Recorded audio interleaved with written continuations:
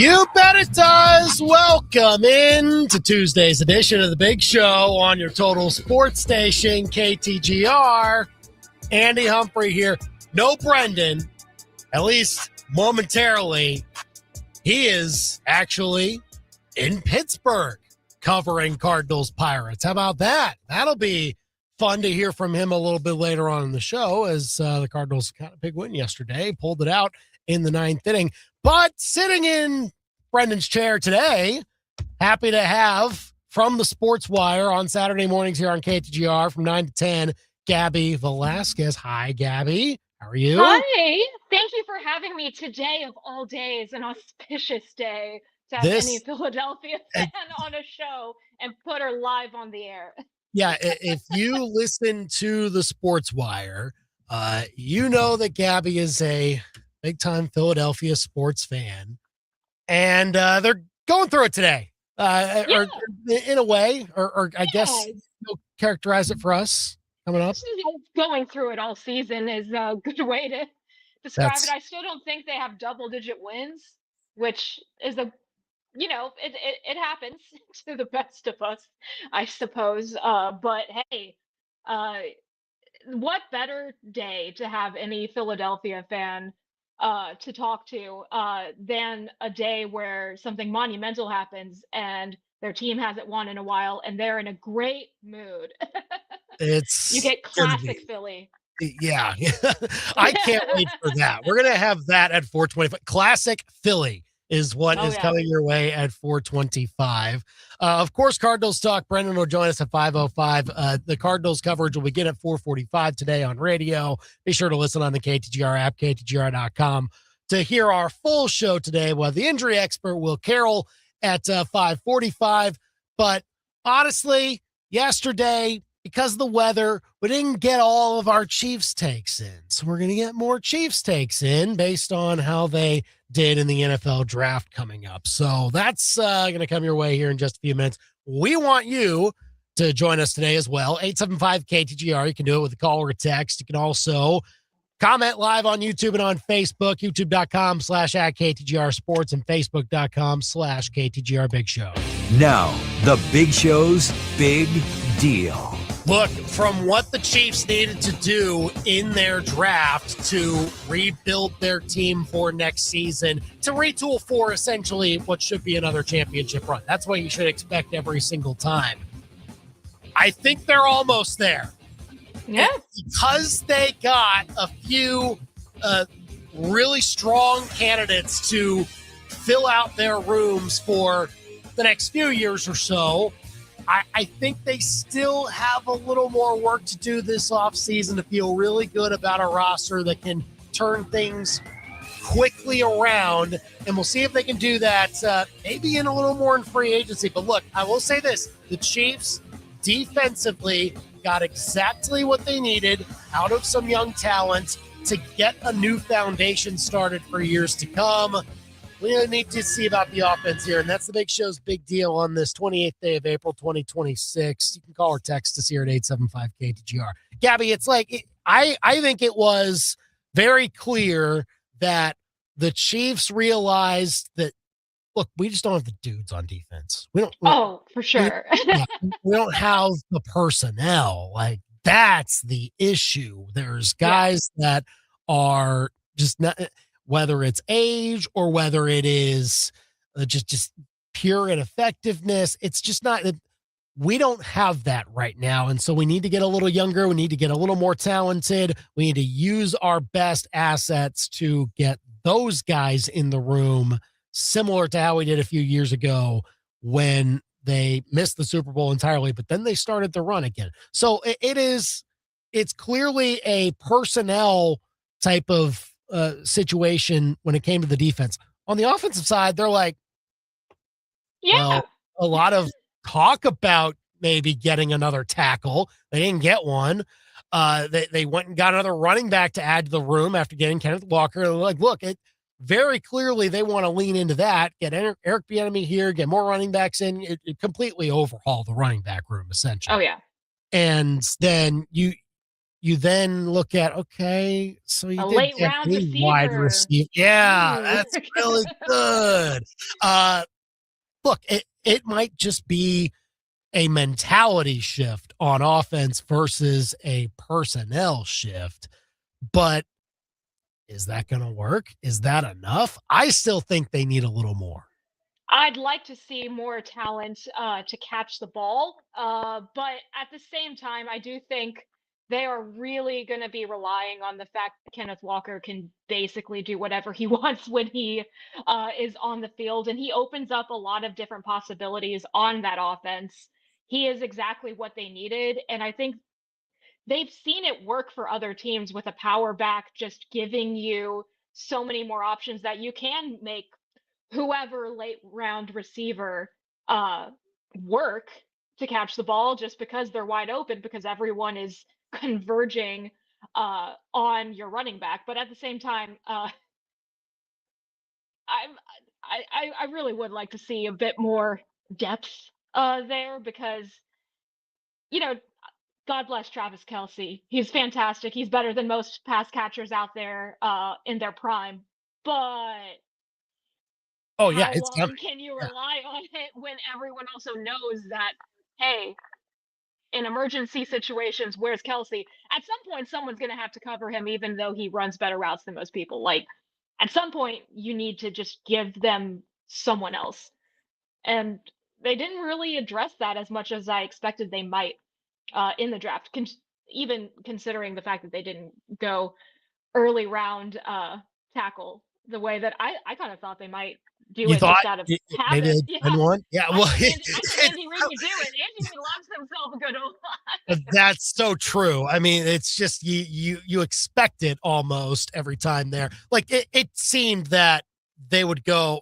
That would be the most likely offensive. Like if we were really living in reality, even with the fact that they probably need more depth in the wide receiver room, and it's like We said this for the past couple of years, yeah, of and they've course. been And okay. then like before they signed Kenneth Walker, they're like, well, maybe Jeremiah Love will be. By the way, never happening. That was never happening. He went third. Like it was a nice dream for Chiefs fans to be like, Yeah, should we take a chance? It was never going to happen that way. So like it seemed that when they were trading up that they were getting Jordan Tyson.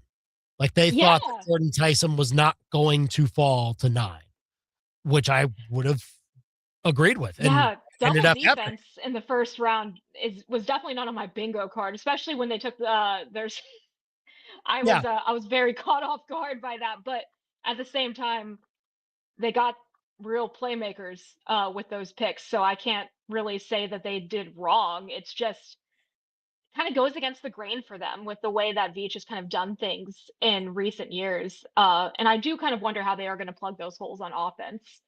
There's still time to do something crazy and wacky, I but mean, it just taking a look at free agents right now, like guys that are available.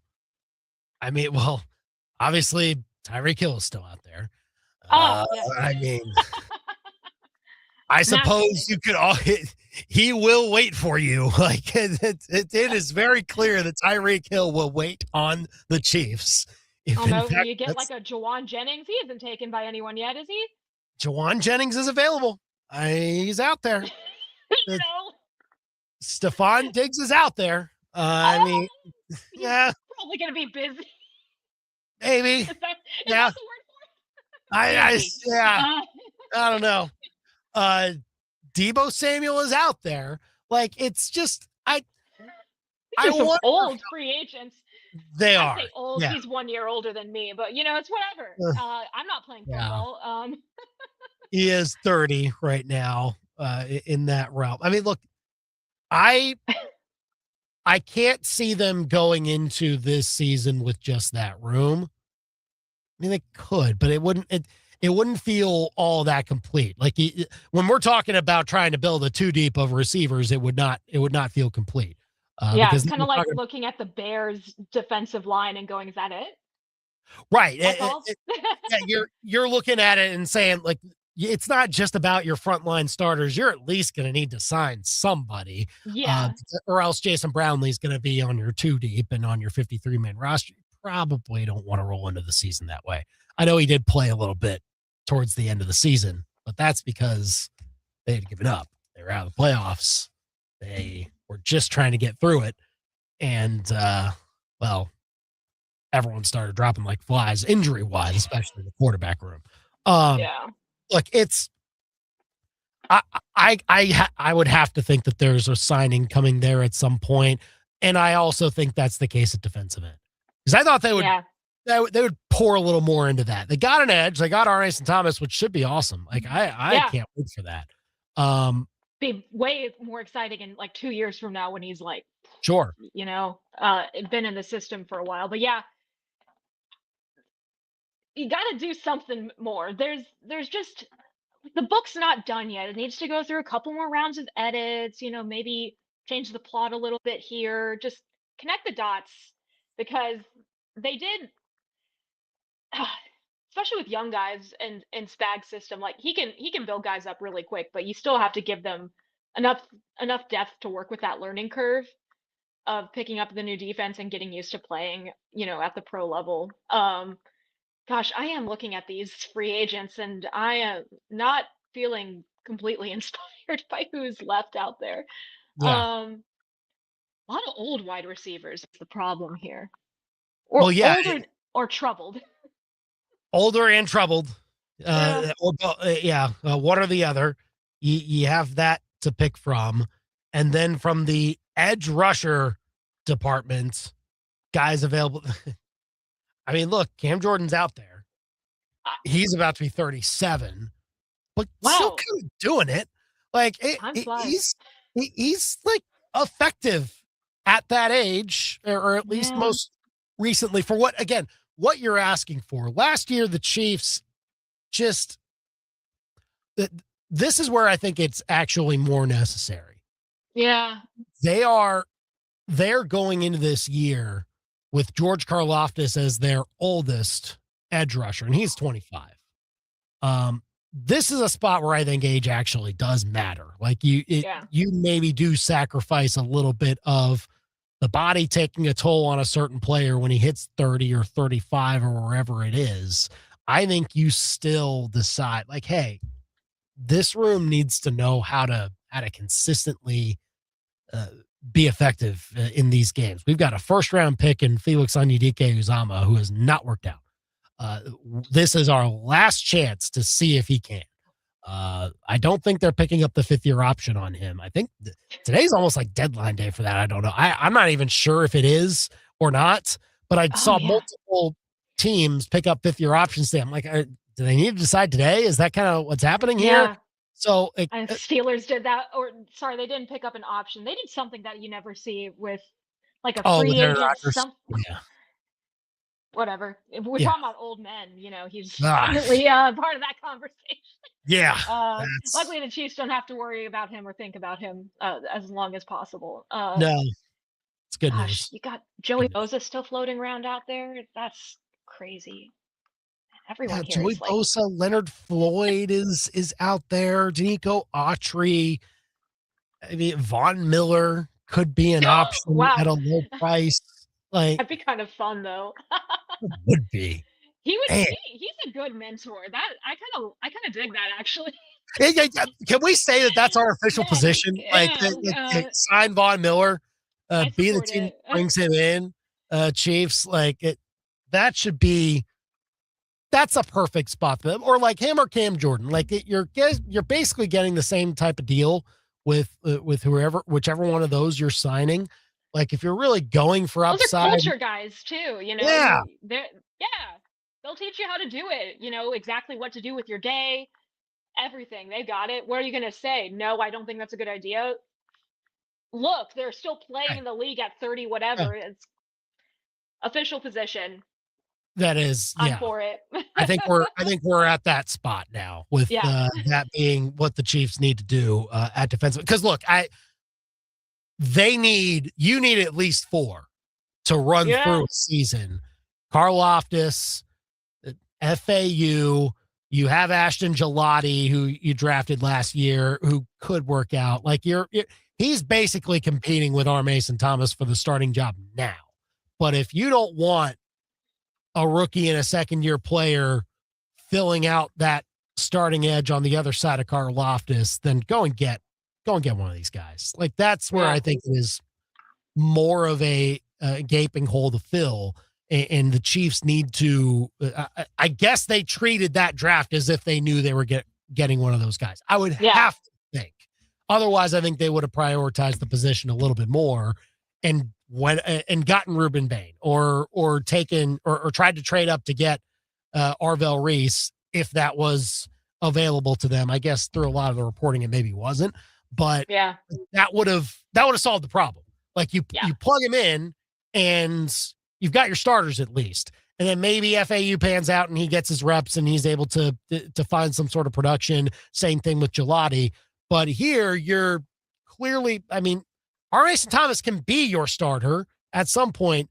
I wouldn't say that it's the case now that you put him right in and you're like, okay, position's completely solved. Yeah. I think you need a vet. Depth at that position is so important because it is brutal on the body, and you do want to have a backup plan because especially when you have a lot of veterans in a position, you can't rely on their bodies to be able to take as much punishment as you take in a full football season. And considering you want to be deep in the playoffs, you need dudes. You simply just need dudes. On the defensive front for sure. Like the Chiefs felt that, and there were several teams that felt that throughout the year. You look at the two teams that were in the Super Bowl, they had 8 defensive linemen that they trusted to be in there at any point and played a considerable amount of snaps. Like no one was taking more than 50% of the snaps. Maybe one person was out of all those teams that were there towards the end competing for the championship. So like you have to get to a place where Chris Jones is not having to be out there taking so many of those double teams. And look, you need at least somebody else that offenses need to change their protections for. So like they won't get that now. Like if they're signing Cam Jordan, they're not getting that per se, but they are at least allowing for these younger guys to develop in that way. So, I mean, that is priority number one.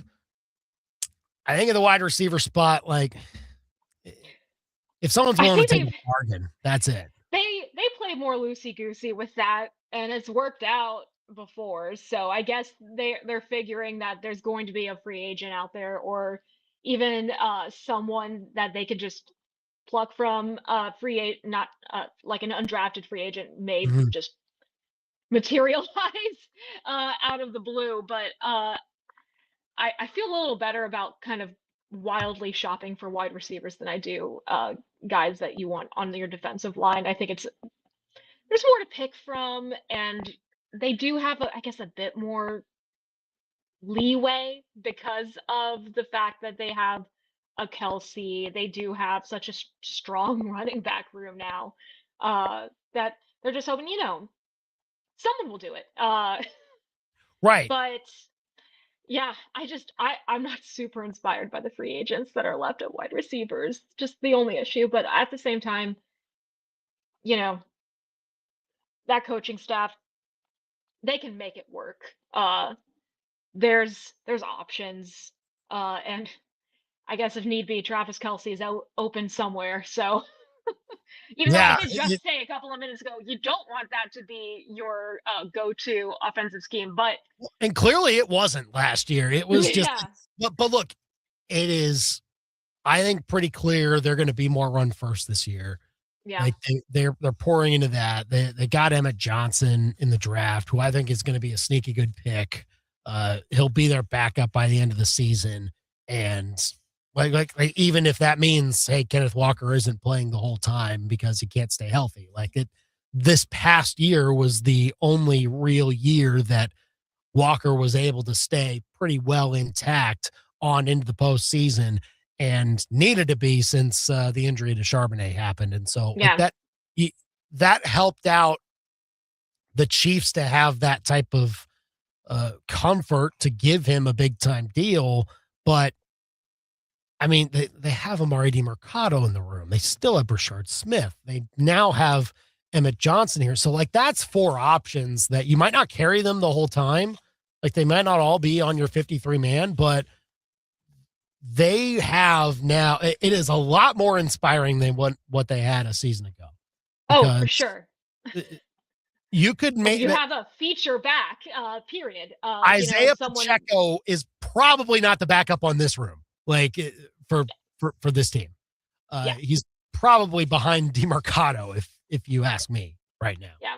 Um, And I do think it will benefit Kenneth Walker for the Chiefs to have such depth behind him, because he definitely, I think, health-wise benefited from having Charbonnet take a lot of those snaps.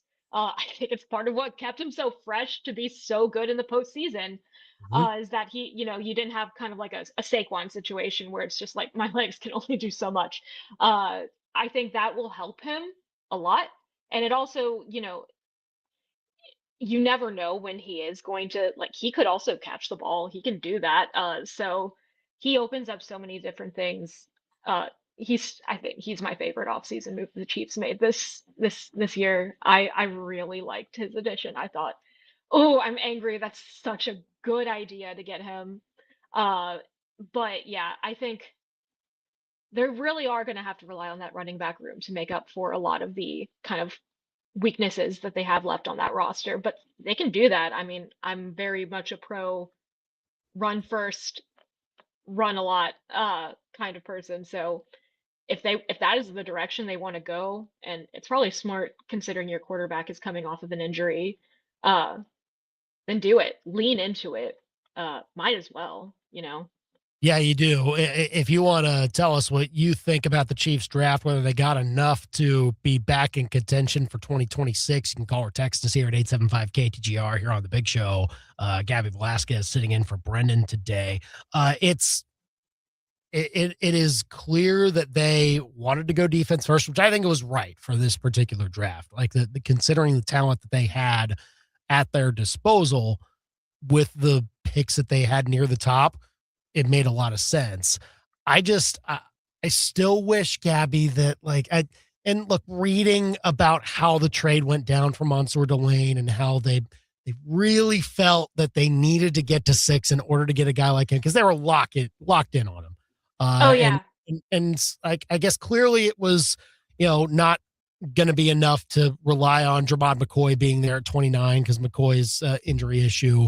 Like they really only liked him to be plugged into that defense, which if they believe that, okay, fine. I'll give you the benefit of the doubt on that.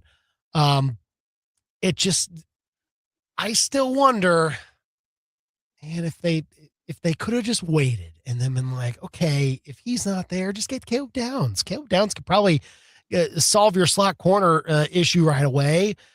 Even if you're not getting the lockdown guy on the outside, maybe you're able to develop that. Maybe Noel Williams can at least have that problem solved for now and make that happen. I just wonder if the Yeah. Chiefs are still able to hold on to that pick number 74, if they could have really doubled down and been like, okay, now we can spend pick number 29 on a wide out and give ourselves a little bit more of a chance to elevate our wide receiver room. It just, I to really me, would love to have seen their notes on the other guys available on defense, because sure.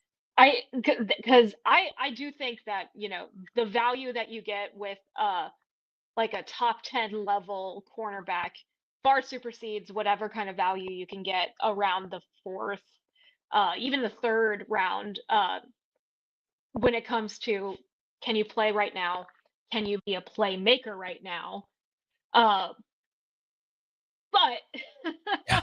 I would have felt a little better about it. Maybe if it had been in other years where there were, I guess, splashier cornerbacks available. But at the same time, it's like maybe they really felt like if we are going to spend a 1st round pick on a cornerback, it's my way or the highway.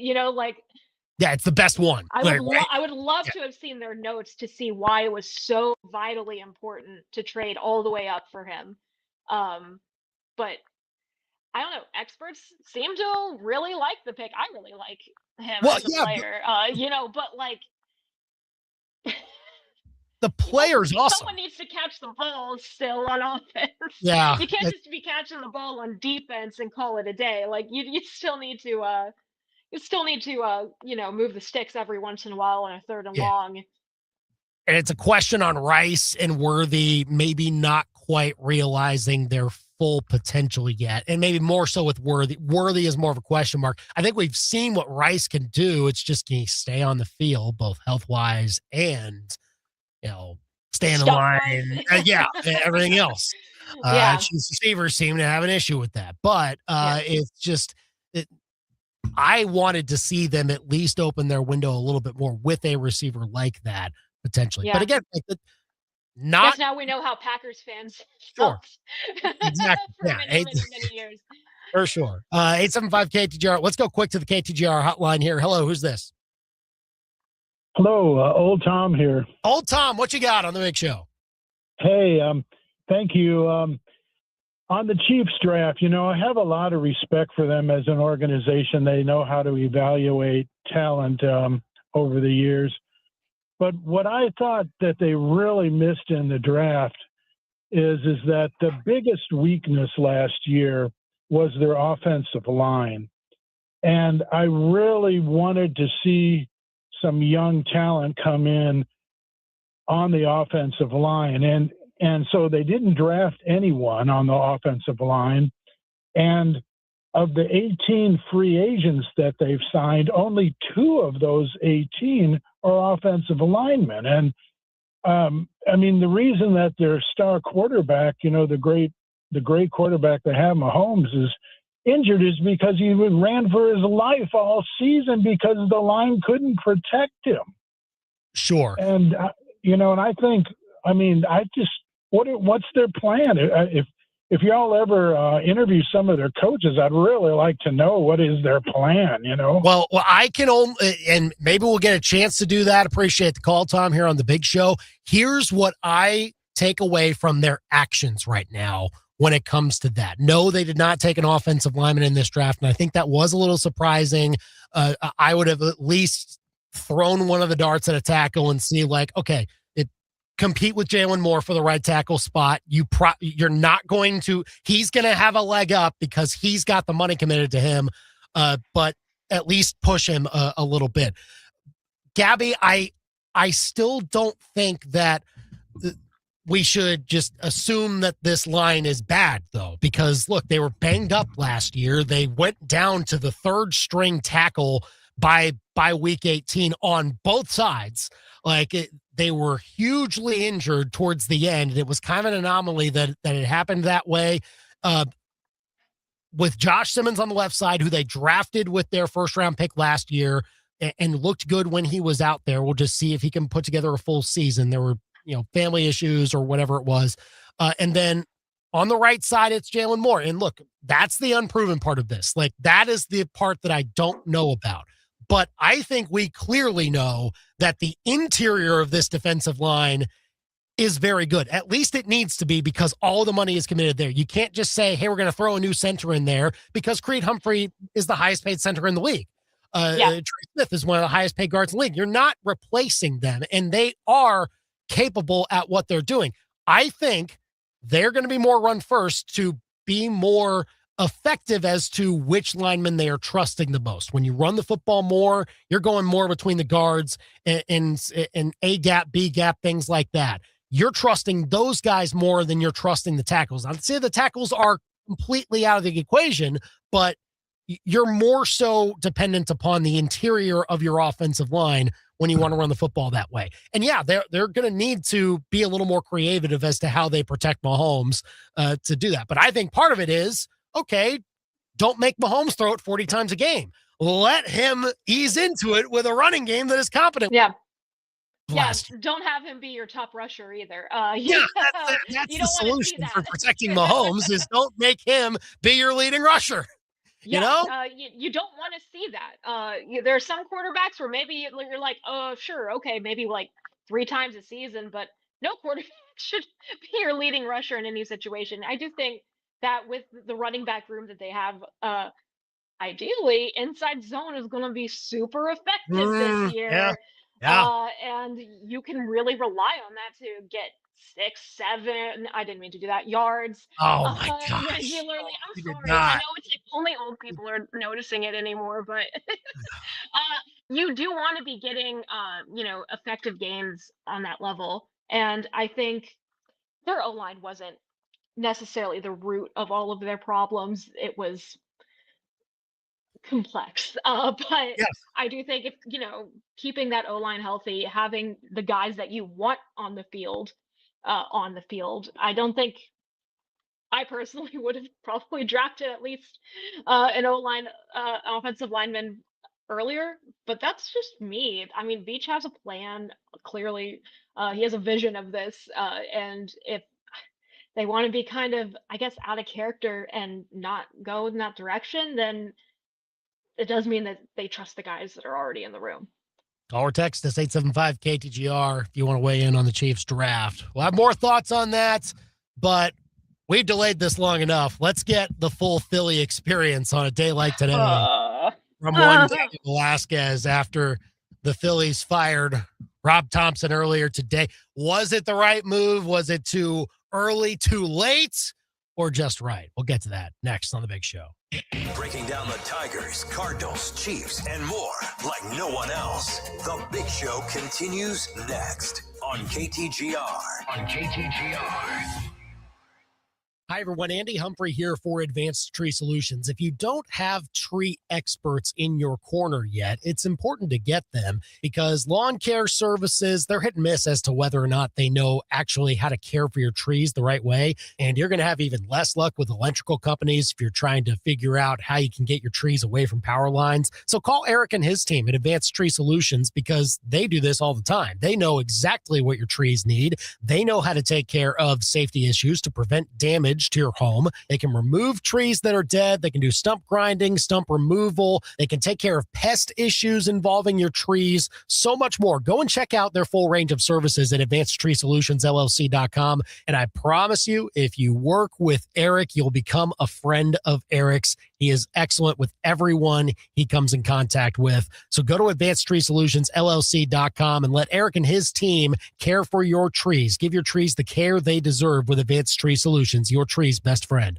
Rainy, what should we get Mom for Mother's Day? She doesn't need more candles. She definitely doesn't need another air fryer. Mom should go fill out her wish list at Bet's Jewelers. Bet's Jewelers is having a special wish list event May 5th through 9th. Come in and add 3 items to your wish list to get a $50 store credit. No minimum purchase, no catch, just free money, baby. Moms love jewelry for Mother's Day, so go to Bet's Jewelers and make it easy on Dad. Beautiful moments begin at Bet's. Begin at Bet's.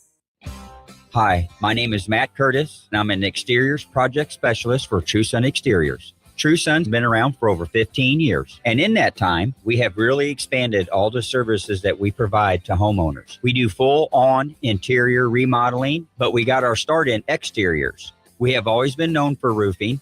Most of our roofs are done and completed in about a day's time. We have a lot of different options for designer shingles and colors, and we also do metal roofing. It could be ag panel and or standing seam with multiple colors. We know roofs can be a big investment, so we offer several different financing options with any and every budget. Just give us a call and we'll come out and evaluate your home.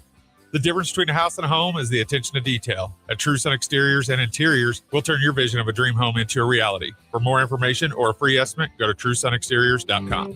TrueSunExteriors.com. What happens when a mom, a dad, and a couple hungry kiddos walk into a bar? No practice, no homework, no dishes. Add in some fantastically delicious burgers, cold drinks, and some pool time, and suddenly it's an everyone kind of night. Billiards on Broadway was built by family for families. A mom and a dad walk into a bar for date night. What happens next is up to you. Boogie on down for burgers and beer. Billiards on Broadway. Yeah. Call your shot at billiardsonbroadway.com. Doors have 2 jobs, open and close. Pretty simple. And windows? They're supposed to be clear, not foggy. And they should open and close too. This is Silas Coons with Coons Glass. If you've got doors or windows that are slacking on the job, call us for service work. With 15 service trucks, Kuntz Glass is the clear choice for commercial or residential. KuntzGlass.com. Coons Glass, you can see through it, we do it.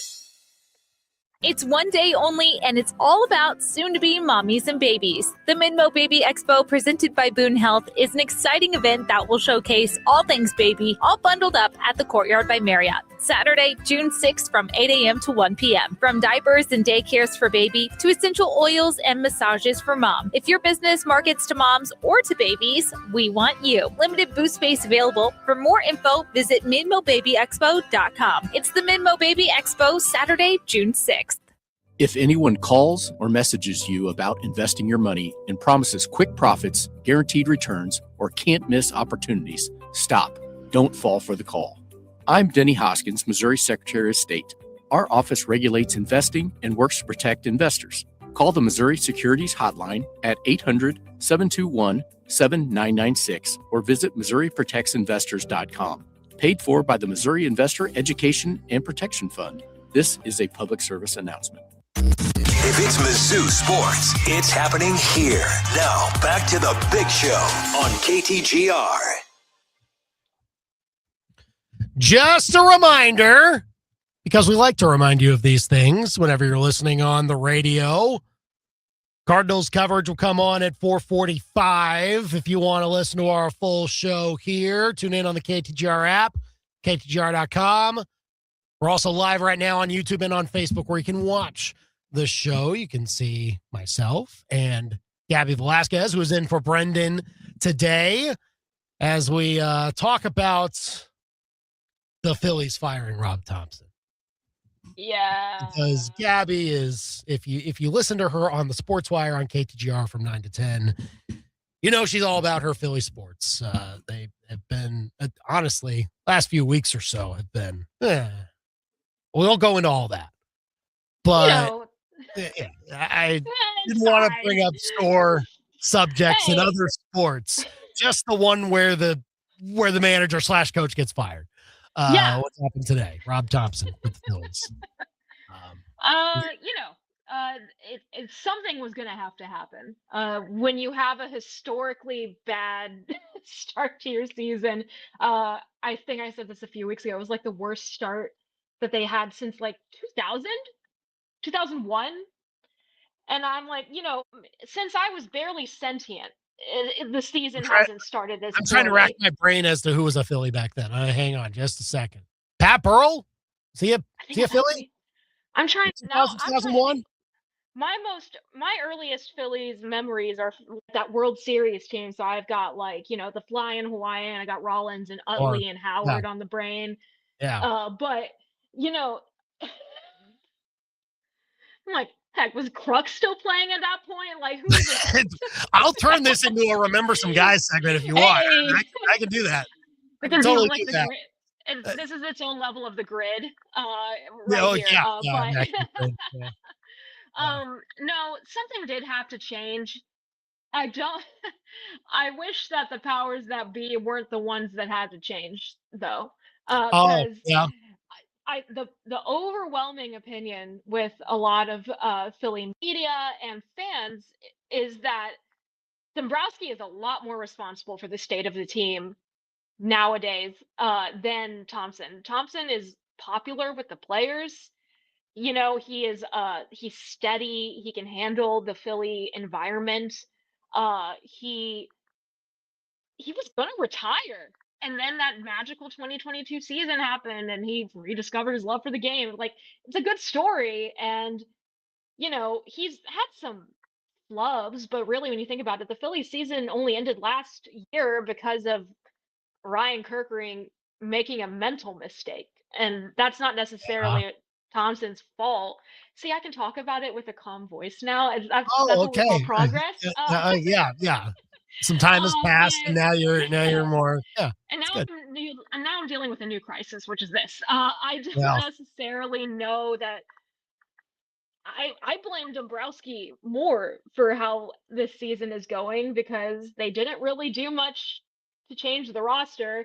They kind of let the bullpen whittle away. They distracted everyone with the shiny addition of Duran, who's amazing. We love him. But otherwise, there's not much there. And by the time you get to your super flashy closer, you're losing. So he can't even come in. Right. None of the guys are hitting. Bryce Harper is just kind of okay, which you can't really afford Can't with be the money okay. you're giving him. Right. You Yeah. can't just rely on Kyle Schwarber to hit solo home runs all the time and have that be your only offense. I don't know what Alec Boehm's doing here. So like, and I used to be in love with the guy. I have a shirt with his face on it, and now I'm just like embarrassed to even look at it in my closet. Yeah. Wow. So like, firing Thompson, I get it, and there are I do think there's good managers available there. You know, Baltimore got rid of their manager, and now it looks like that maybe that wasn't the smartest move, and that maybe he wasn't the problem. And Yeah. I think you might see a similar pattern with the Phillies here, because I don't necessarily know that getting rid of the super popular coach is going to make Bryson Stott suddenly be able to hit dingers or, inspire any kind of signs of life from Turner or Harper, aside from, wanting to play hero ball in ninth inning and then striking out, I don't. Well, and even through that, just it seemed that look, they could have made the move at the end of last season if they really wanted to. I guess it would be tough to do it after they win 95 or 96 games, however much they won, and they're on the doorstep of the World Series. Like I understand all that. It's still the fact that they brought in Don Mattingly to be in Nepo the clubhouse. Yeah. Yeah. Yeah, his son is the GM, and he gets brought in, and just so happens to have managed in this game before. And so now you have the off ramp to allow yourself and he's not the worst interim guy, especially since Alex Cora apparently wasn't interested and wanted to be a good father, which I can't even get angry at that, because like, what am I supposed to say? Don't be a good father. Don't spend time with your children. Yeah. And he still could be a manager in 2027, so who even knows? But like, I don't know. 28 games in, if this is necessarily like, I don't know if they think that they're going to do what happened in 2022 when they got rid of Girardi mid-season, but even then it was mid-season and not April, and then suddenly they're in the World Series. Like, that's the exception, that's not the norm. Like, I don't know if Dombrowski is thinking, oh, just watch this 9-19 team. As soon as we change management, it's gonna start. It's gonna get lit up here. No, it's not. It's not. We just have the same lineup basically as we did last year, with a couple more power hitters and some guys who are exciting now and will be actually competent in like 2 years. Like,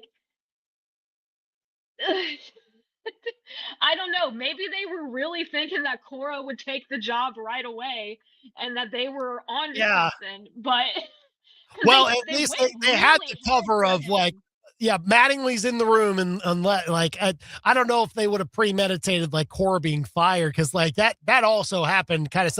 I would not have guessed Alex Cora and Rob Thompson to be the first two managers fired in Major League Baseball this year at all.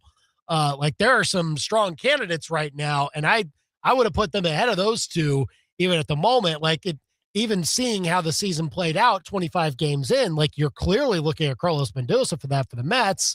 Like, by Astros, Joe Espada is definitely in that mix too for all that. Like, it's a great time to be us right now, isn't it? It's just so great. I might be right next to you as far as having a fired manager for my team, and I don't know, a week, we'll see. But like, it was. Do you want Thompson? He's free. Well, apparently he apparently talked to the media about 25 minutes ago. Bob Nightingale tweeting out, Rob Thompson, when asked what he will do now after being fired by the Phillies, said, quote, "I got no idea. I really have never spent a summer in 42 years at home, so I really don't know. Thank God my wife put in a pool a couple of years ago, so maybe I'll go for a swim or something." Good for him, man. Yeah. Yeah, that's Take great. the load You know off. what? Seriously. Just Sure, whatever. At this point, just let Zach Wheeler manage the team. He's back. Hey, is he back? I guess he is. I suppose. He pitched in the only game that we've won in like 2 weeks. Maybe that was the issue. It was the best time I've had watching baseball in like a month, the full month that we've been watching baseball. Yeah, I feel like so many teams are kind of hearing jumping like the gun. I'm hearing from you. You probably aren't surprised, but you also don't have hope that anything's gonna get better. I mean, something my dad said to me about a week ago when I was complaining about the Phillies to him, when I was supposed to be telling him about wedding planning, is you can't win a season in April. You can't win your division in April, but you can certainly lose it. And I think that the Phillies and Mets are right now in a race to the bottom. And I don't necessarily see a light at the end of the tunnel. There's no way they're going to catch the Braves at this rate. Let alone the Marlins and Nationals, who just figured out how to be all right, which is better than what you're seeing from the Mets and Phillies. So I guess at this point, you just kind of hope that, the Phillies have been regularly for the past several years not been playing baseball in April and May, and then gone on some wild tears in June and July, kind of faded in August, found some signs of life in September, and either exploded or imploded in October. Flip a coin and that's what you'll see. Maybe they're expecting to just win every single game in June, but that'll be hard to do. I don't necessarily know how at this point you salvage a season that you're apparently throwing to the wolves and to, bless him, Dan Mattingly, in April. Because even when they fired Girardi, it was like June. And it wasn't, and they had double-digit wins at that point. So see if they can get there. We'll see if they can get there. 875 KTGR. You can weigh in on how you feel about the managerial firings we've seen here recently. We'll talk more about that. We'll ask the injury expert Will Carroll about it at 5:45 as well. We do have to get to Under the Bus next year, though. It just another sign that Diana Rossini and Mike Vrabel did a terrible job of hiding this. That's next. Now, your local Sports Center update on your total sports station, KTGR. Good afternoon. I'm Andy Humphrey. This Sports Center update is with Lee's Tire Company. If it's round and rubber, Lee's sells it. Go to leestirecompany.com. Cardinals coverage is underway. You can turn your radio on to KTGR now to hear that as they take on the Pirates in Pittsburgh for game 2 of that 4-game set. It's looking like it was the Pirates game last night, heading into the 9th inning, but the Cardinals scored 4 times to take a 4-2 victory. Back-to-back home runs from Pedro Baez and J.J. Weatherholt, and then a bases-loaded double by Jose Fermin, scored 2 to put the Cardinals ahead and give them the win. First pitch at 5:40 tonight as the Cardinals play game 2 against the Pirates. Royals, after an off day yesterday, take on the A's in Sacramento for the start of a 3-game set. Chris Bubich gets the start. Royals coming off a sweep of the Angels last weekend. They'll try to keep climbing back towards the 500 mark. First pitch at 8:40 tonight. No Mizzou baseball this evening. Tigers were rained out for their game at SEMO due to inclement weather coming through that area. So Mizzou will move on to its next road series against Georgia, which starts on Friday at 5 o'clock. Mizzou softball will get underway in a midweek game at home against UMKC in about 10 minutes. Tigers enter their final week of the regular season at 500 overall.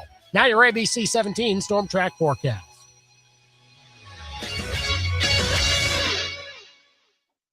I'm ABC 17 Storm Track Chief Meteorologist Jessica Hafner. I'm tracking a cool night as showers and storms work out of the area late this evening. We'll drop down to about 46 under partly cloudy skies.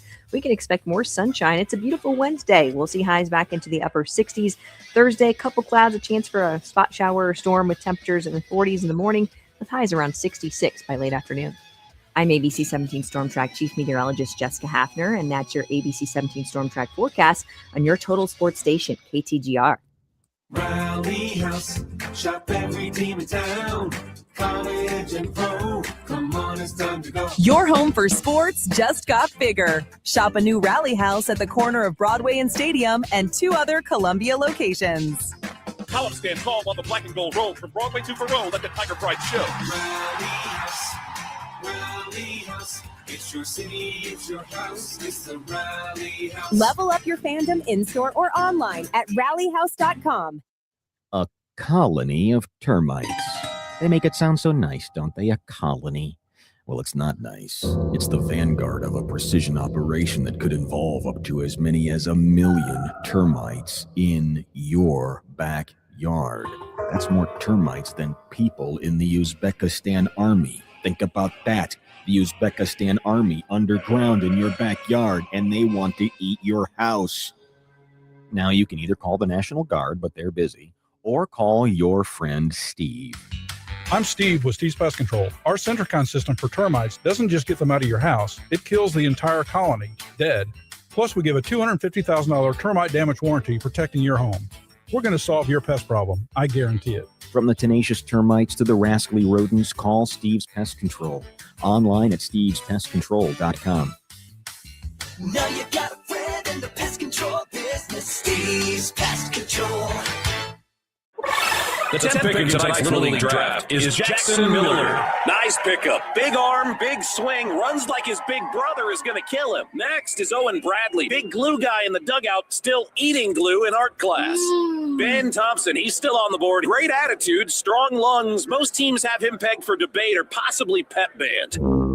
Not every kid is a first-round pick, but at Play It Again Sports, every kid can play like one. Think of them first so you don't finish last. Play It Again Sports, ColumbiaMo.com. Your daily fix of local sports lives here. This is The Big Show on KTGR.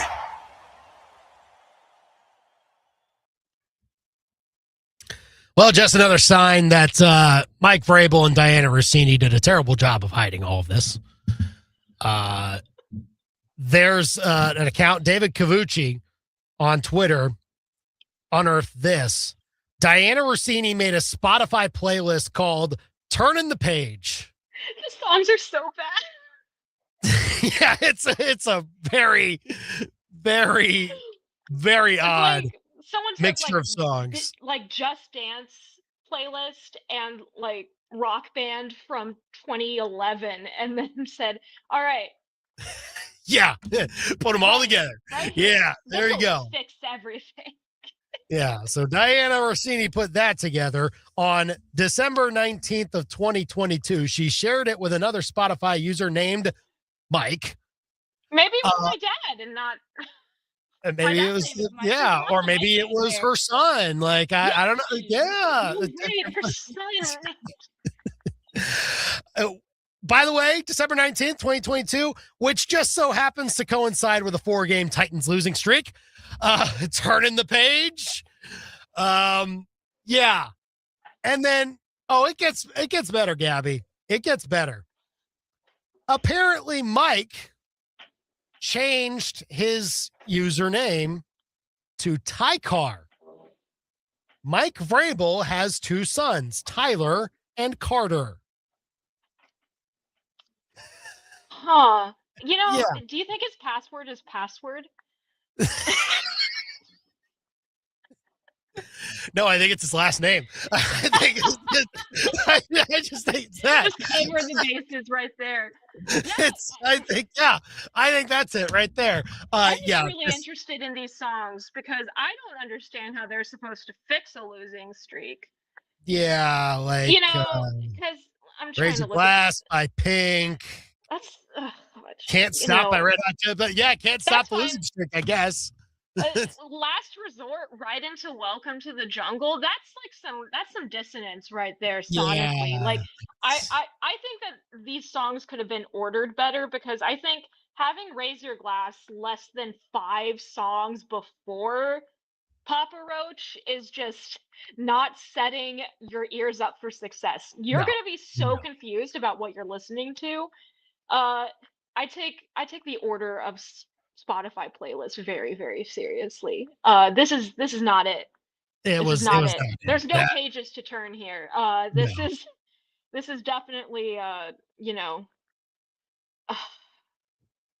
It was it gosh, was it's quite just something. Welcome to Yeah. the Jungle. How is that? I Yeah. love the song, but that's more of like a hype song and not a fix your quarterback song. No, definitely not. All right, We could let's be get more to this creative. now.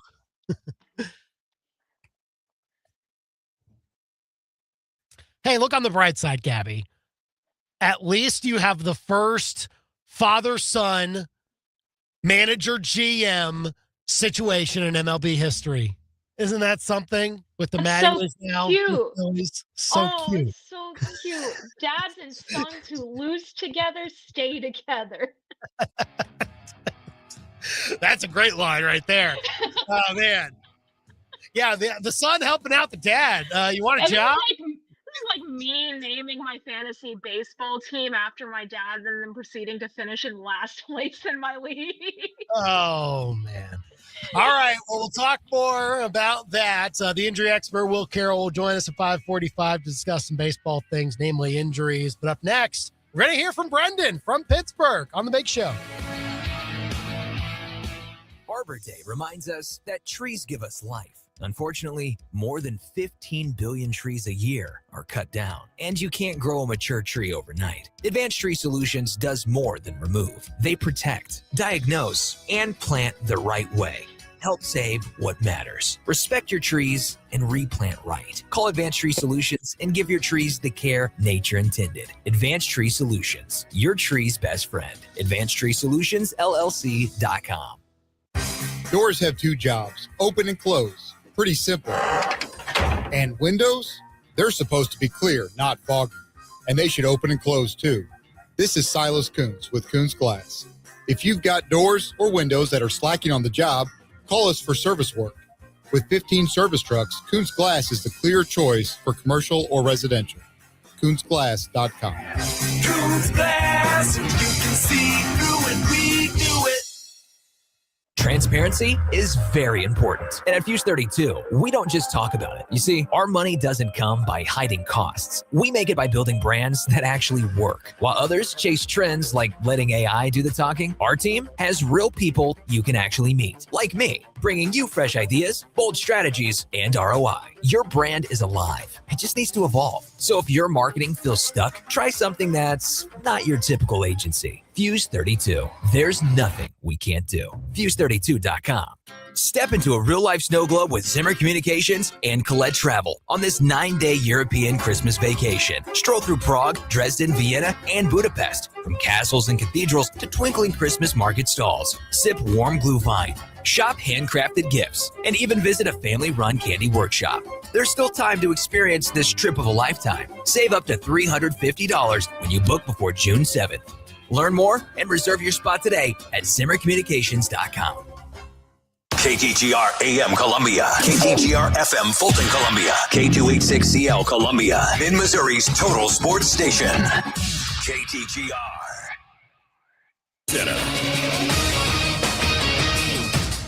I'm Christine Lisi. Breaking news from ESPN's Pete Thamel. The NCAA has initiated the final steps to expand the men's and women's NCAA basketball tournament to 76 teams. Expansion's on track to be formalized in the next few weeks and would begin this upcoming season. The NBA is proposing a new anti-tanking draft reform. The proposal includes expanding the lottery to 16 teams, flattening the odds, and penalizes teams with the worst 3 records by lowering their odds. Owners vote on the proposal next month. NBA playoffs, first round, Hawks-Knicks, pivotal Game 5 tonight. Karl Anthony Towns helped lead the way in the series time-winning Game 4, and he's one key for New York tonight. ESPN NBA analyst Michael Wilbon. They're going to have to come to depend quickly and heavily on the guys that they pay to be their stars, and that would be Jalen Brunson and Karl Anthony Towns for starters. And it doesn't mean that they're not going to get the contributions necessarily from Bridges and Anunoby and they're going to have to get those contributions as well. I'm Michael Wilbon. Hawks-Knicks coverage 7:30 Eastern on ESPN Radio. ESPN Radio is presented by Progressive Insurance. Progressive Commercial Insurance can protect your small business with over 30 coverage options, an easy-to-use mobile app, personalized discounts, and more. Get a quote in as little as 8 minutes at ProgressiveCommercial.com. Discounts and coverage selections not available in all states or situations.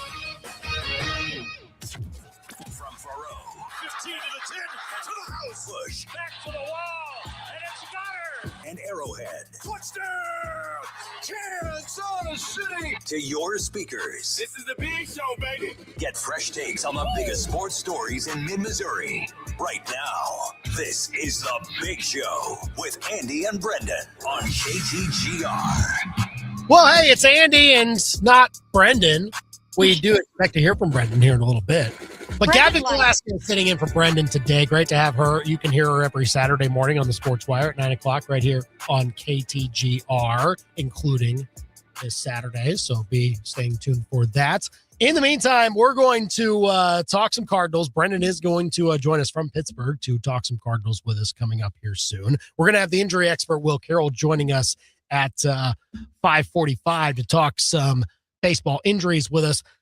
But maybe we need to get to this news here as well, that the NCAA, I think, is going to do it. I think they're going to go 76 teams. That at least looks like the way that it's heading right now, according to a lot of the reporting. So we're going to react to that as well coming up here in a bit. 875-KTGR if you want to chime in. But first, it's 5 o'clock.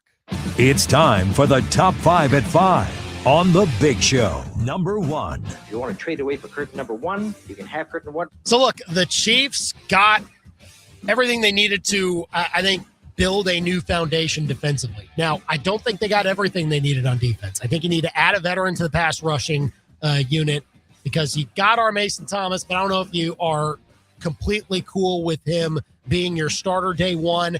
Get a veteran in there that clearly can, or at least can beef up the experience in that room, because George Karlaftis right now is your most experienced one, and he still was drafted only a few years ago. So get some more seasoned experience in that room, and then maybe we'll see if they sign another wide receiver in free agency as well. All in all, Chiefs are telling you that they just needed a bunch more dudes, more talent on defense, and then offensively, maybe just a smarter process can get them better results than it did last year. Number 2. Number 2, your timing is impeccable.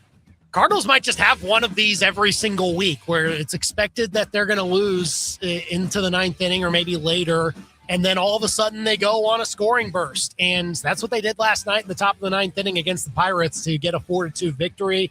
Good on Pedro Pajes and J.J. Weatherholt for getting it started with back-to-back home runs. And then it just kind of snowballed from there because you still needed to load the bases for Jose Fermin, and they got it done.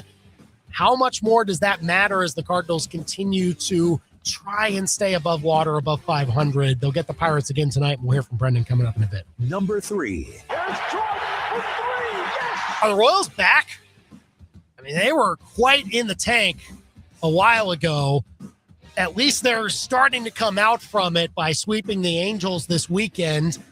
And after an off day yesterday, they get the A's on the road before their schedule kind of beefs up a little bit after that. So this is really a series they need to take advantage of, if you ask me, right out of the gate from this new week. So we'll see if they can continue that momentum. They're hitting a lot better. Jack Caglianone's starting to figure it out. Same with Carter Jensen. We'll see if that continues. Number 4. Oh, shanked it. Alex Cora fired. Rob Thompson fired. Those are the first two managers to lose their jobs in this season, and it's not even May yet. It's earlier than I thought we'd see managerial firings, and not necessarily the teams that I thought would see do it, but judging from the starts that both of those teams had, even though I kind of like how the managers did in their time there, it was probably the right move. Number 5. What is the 5 fingers? Say to the face. Slap. It's coming. It's inevitable, and I think we should get used to it. NCAA tournament will, in fact, come up be 76 That's the teams. Big Show's Top 5 at 5 on KTGR. Or text us at 573-875-KTGR if you want to weigh in on that. Let's dive into it a little bit here, Gabby, because we just saw these coming up over the last 15 minutes or so. I'm seeing this from Pete Thamel. His sources say the NCAA has initiated the final steps to expand the men's and women's NCAA basketball tournaments to 76 teams. The expansion is on track to be formalized in the upcoming weeks, with mid-May as the target. The 76-team tournaments begin next year. How do That's you a feel? lot of teams.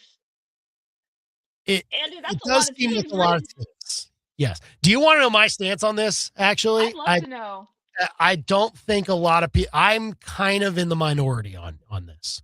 I don't consider myself pro expansion, but I do consider myself anti expansion, if that makes sense. Okay. All right, Okay. double negative out there. I just think the arguments against expansion are just old ones that have not held up over time. People were saying the exact same thing 40 years ago before it was 64 teams, and people, that's a lot of teams too. Why are we doing that? And we've seen the results. Like it's an awesome tournament. Like getting more teams into this has historically been a good thing. The history of expansion involves building up teams that were mid majors that are now no longer mid majors. Think it like Houston and BYU and Cincinnati and Creighton.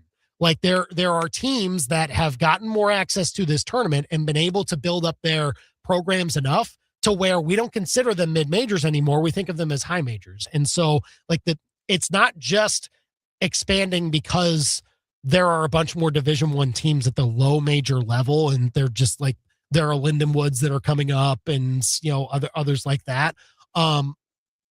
It's not just the growth of Division I, but I think it's also the growth of Power 4 that does necessitate this. That's my stance.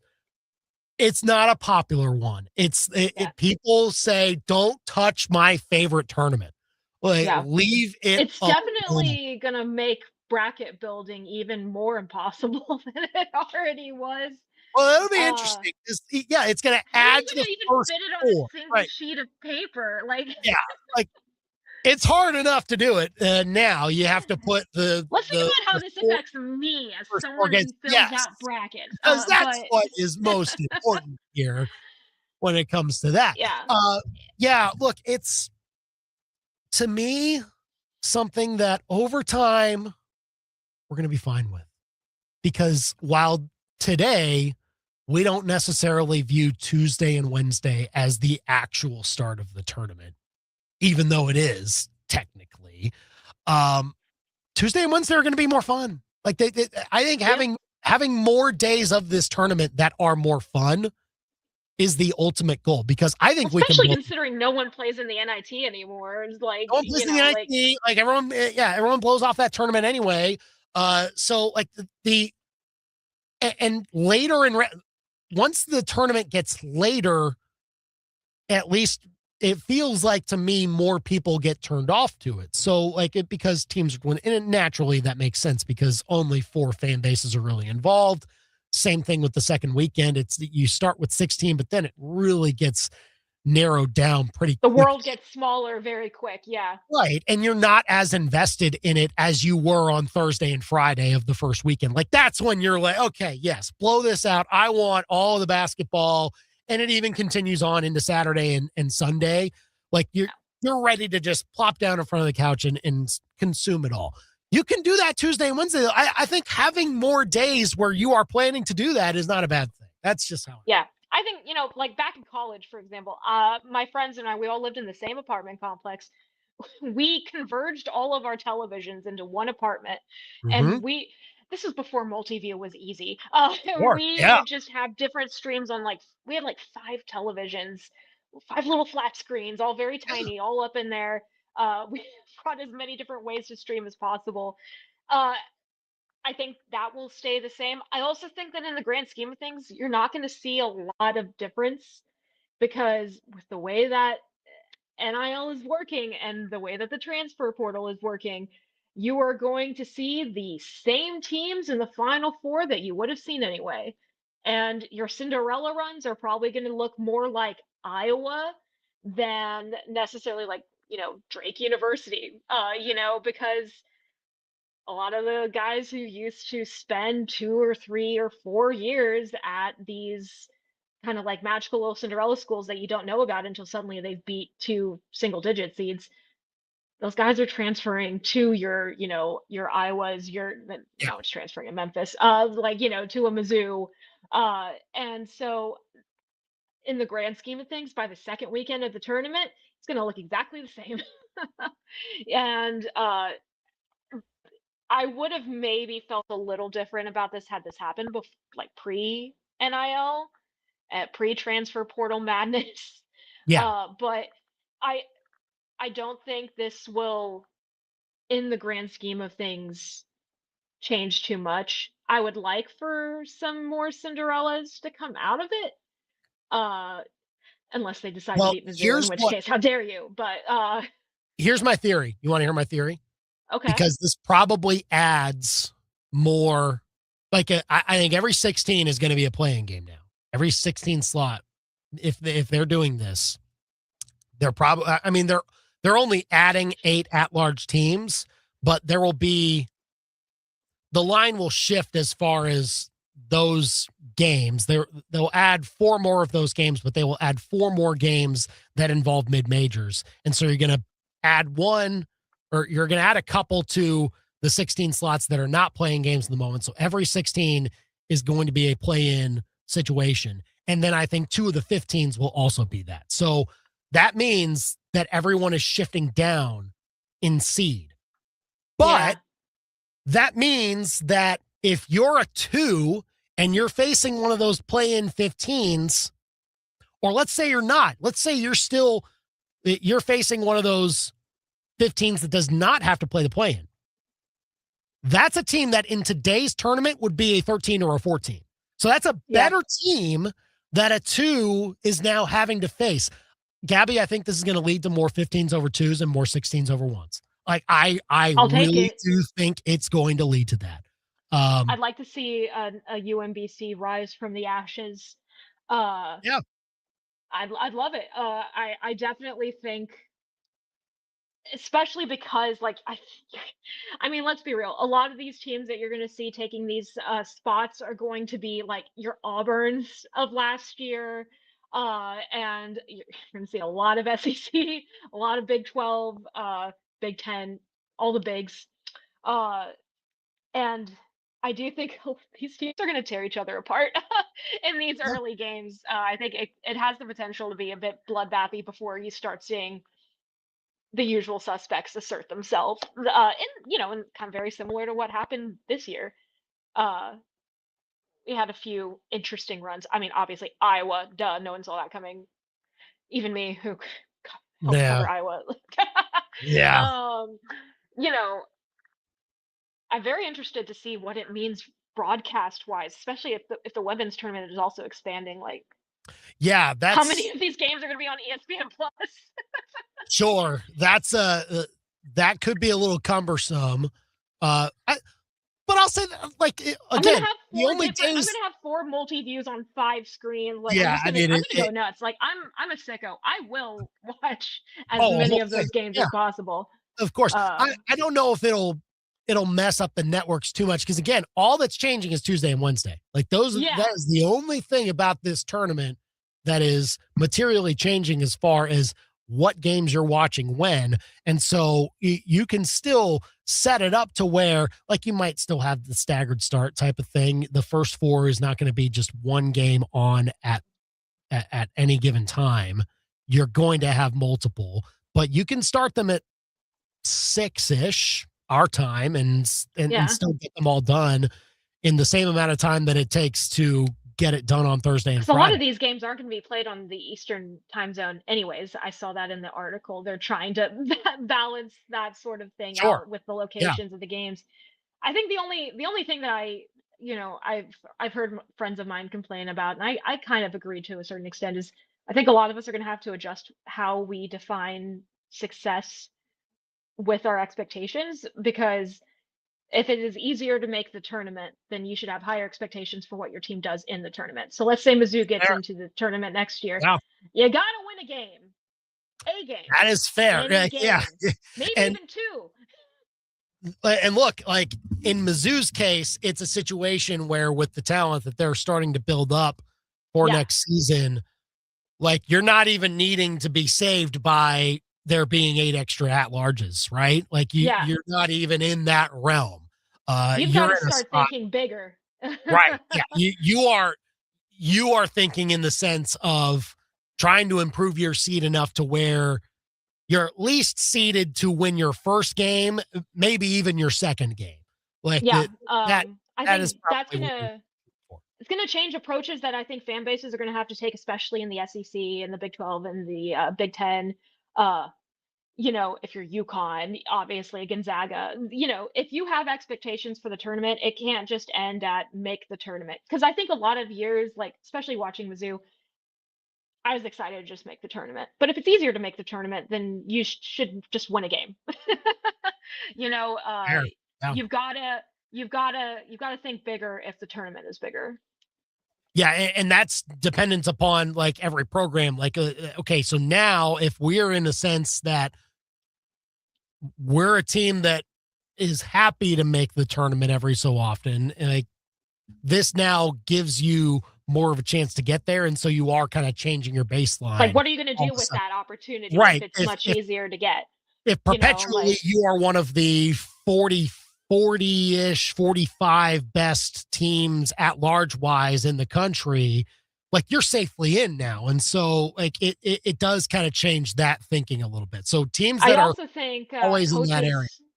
Coaches who might be like in trouble at like smaller schools that do have higher expectations. I'm thinking like Penny Hardaway at Memphis, right?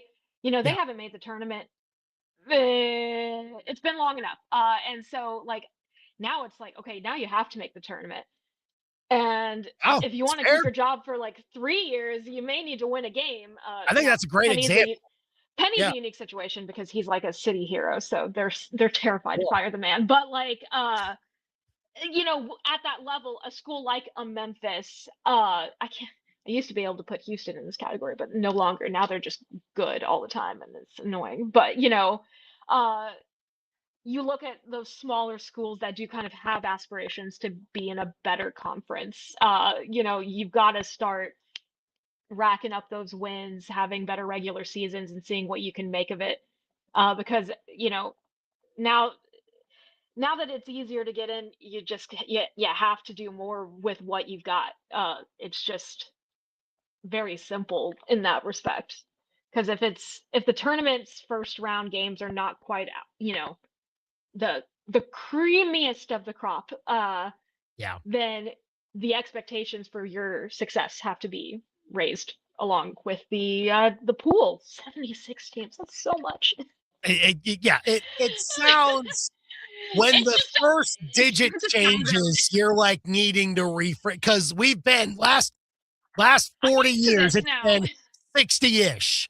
Like that's what it was, 64, then it was 65, and for the last 15 years it's been 68. It is going to be a hard reframing, no doubt. People will have to take a long time getting used to it. I think they will. I think they will. I had a friend text me in response to this, exactly what everyone loves about March Madness: more mediocre power conference teams. Just me thinking Auburn. Oh yeah, no, I understand that Auburn would have been in this situation. There will be those teams that have a better chance to make it, but the then ecosystem will eat them alive. Like ultimately, my sense is like, okay, so give them a game. Like if they're really going to like beat down the drum and say we deserve it, all right, then give them a game, and then they'll be blasted by 20, and then we'll be done with it, and you won't even remember. Move on with our lives. You won't even remember that they even made the tournament. Like it's just like it's all that. If you want fun games, watch the first weekend. If you want good games, watch the second weekend. But what I also want, I get that it is tough to let those teams in, but at the expense of that, you then get to let in teams like Indiana State from 2 years ago when they had Robbie Avila, and like that is the trade-off. There are teams like that still are like more mid-majors now have more ways to get into this. I keep hearing like this is terrible for mid-majors. How is it terrible for mid-majors? Like I don't get it. I think the only argument I can stand for is them saying like people are going to see those really good players on those mid-majors and then immediately snipe them up. Sure. I mean that's the game now. That was probably going to happen anyway, right? Because scouts have access to the internet the same way that we do. So, of course, like that is absolutely the setup now. I just still feel that the ways that it has happened over the years is that it gets to be more even, and certainly now with the transfer portal, I think you might not think that at the G5 level or at the mid-major level that it is more even. In fact, it's probably a little more lopsided because of what you're describing. The good players there, they might start there and then move on to a power school. But I do think it has evened out at the Power 4 level, Power 5 if you want to still count the Big East. Like I'll write it's down. still like, yeah, I mean, so it's I'm fine with it. I think there will be some interesting perks to it that people are not realizing at the moment. They're just focused on the fact that Auburn would That have been in change is this year. scary. Yeah, so it changes scary, but and also that Auburn would have been in. Like I understand that you didn't want that to be the case, but I think the trade-off will be Getting to see Auburn get blown out in their first game that they play in the tournament. it won't be worth the outrage is my stance. Like I also would be fine with it staying at 68, but I think getting so worked up about it, like this is the worst thing ever. Come on. We're I'll all complain up going to until we're all Memphis going to finally enjoy gets our back fun. into the tournament. Then I'll feel better. If you still want to call Thursday the actual start of the NCAA tournament, you can still do that. Like that does not necessarily change that much. The Hey, only no thing one's that is stopping you from saying that publicly, but secretly watching the games on your phone on Tuesday and Wednesday, you could just be like, stealth into it. 875 KTGR. So those were the reports from Pete Thamel. I know Ross Dellinger also picked it up. NCAA tournament is finalizing its plan to expand the men's and women's tournaments to 76 teams, and they're going to most likely have it formalized in the upcoming weeks with mid-May as the target, according to Thamel, and those tournaments would begin next year in 2027. Give us your thoughts on it. 875 KTGR. I am being told that Brendan will join us next from Pittsburgh to discuss Cardinals. My Pirates. second favorite city in Pennsylvania. There we go. Abby Velasquez joining us here on The Big Show, KTGR. The Big Show with Andy and Brendan continues next on your total sports station, KTGR. 1851 Underground Tap and Grill in Fulton loves celebrating a change of season. Spring means new flavors in the specialty cocktail menu, as well as seasonal beers. At 1851 Underground, spring also means the Cards and Royals on TV, with the new hope of a new season. Plus plenty of space with pool tables and a beautiful wraparound bar. Find them on Facebook for daily specials too. It's not a secret, but it is underground. 1851 Underground Tap and Grill in the historic Brick District, downtown Fulton. When people visit your place of business, everyone has a great time. You're giving families and friends a way to break up the boredom and have some fun together. Now you just need more people to enjoy what you have to offer. That's where ShopMidmo.com comes in. When you're part of ShopMidmo.com, thousands of potential customers will see your offers, helping you build your exposure. ShopMidmo.com is a great tool to give your business and fun experiences a jumpstart. Contact us today to find out more at ShopMidmo.com. ShopMidmo.com. Gotta go to the bathroom. I'll be right back. Sweetie, the backyard's that way. Oh, yeah. Just figured I'd use the toilet. It's not normal for your man to pee indoors. He could be suffering from low D, low deck. A low deck just isn't as fun to pee off. Maybe I'll try sitting down. Or no D, no deck at all. But there's help with Crutch's Custom Exteriors. A sky-high pee platform is all he needs to be and pee like a man again. Crutch's Custom Exteriors. True beauty is on the outside. Play it or plunge it with Brian Ware Plumbing. There's a guy that we all know, making sure our water flows. With a plunger in his hand, he's the hero of the land. You better call Brian Ware Plumbing. The clogs and leaks they never saw coming. Time to unplug your plumbing problems. Brian Ware is here to solve them. Vote now on the Brian Ware Plumbing Facebook or Instagram page. Hi, I'm Sheila, the owner of Midmo Telecom and Security. Zimmer makes it very easy for us to meet our marketing needs, always full of ideas, creative opportunities, and always willing to hear what we need to meet our goals. Our biggest return has really come from Zimmer. We get testimonials all the time from our clients saying, hey, we heard your ad, it was really great, it was funny, and they remember it and it sticks out. We've actually been with Zimmer for 9 years now. We couldn't be happier. You know business, we grow business. ZimmerCommunications.com. Hi, I'm Sarah Sticklin McDonald. And I'm Charlie Sticklin with the Sticklin and Sticklin Law Firm. And I'm Mizzou Softball's Natalie Touche. At Sticklin and Sticklin, all we do is personal injury. We've earned millions for our clients since 1991. On the diamond, I trust my team. Off the diamond, I trust Sticklin and Sticklin. Don't let the insurance companies strike you out. Let Sticklin and Sticklin go to bat for you. Sticklin and Sticklin, it's a home run. Hi, my name is Steve Duncan. I live in Jefferson City, Missouri. My wife and I have had a relationship with True Sun Exteriors back to around 2012, 2013. I mean, we've done numerous jobs, 2 roofs, 2 decks. They've always been very responsive when we've called. They've always treated us fairly. The big thing that we have noticed with contractors, whenever they do a job, they keep you informed. The communication is ongoing throughout the job. And the big thing is they clean up every day. If at all possible, there's no mess left. There is a very close personal relationship with those guys, and we very much appreciate that. Kind of like dealing with a family. This is why I would recommend True Sun. The difference between a house and a home is the attention to detail. At True Sun Exteriors and Interiors, we'll turn your vision of a dream home into a reality. For more information or a free estimate, go to TrueSunExteriors.com.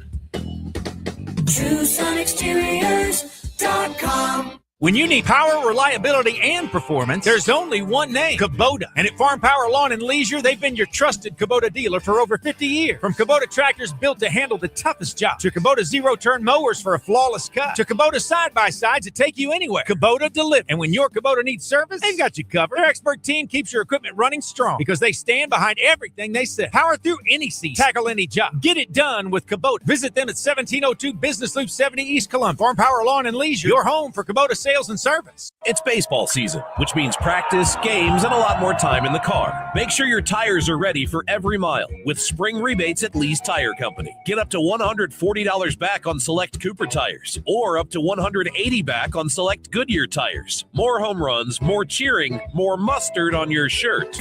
For deals that never swing and miss, visit Lee's Tire Company. Lee's Tire Company is round for you. Ooh, see Lee's. The best local sports talk around on your ride home. You've got The Big Show on KTGR.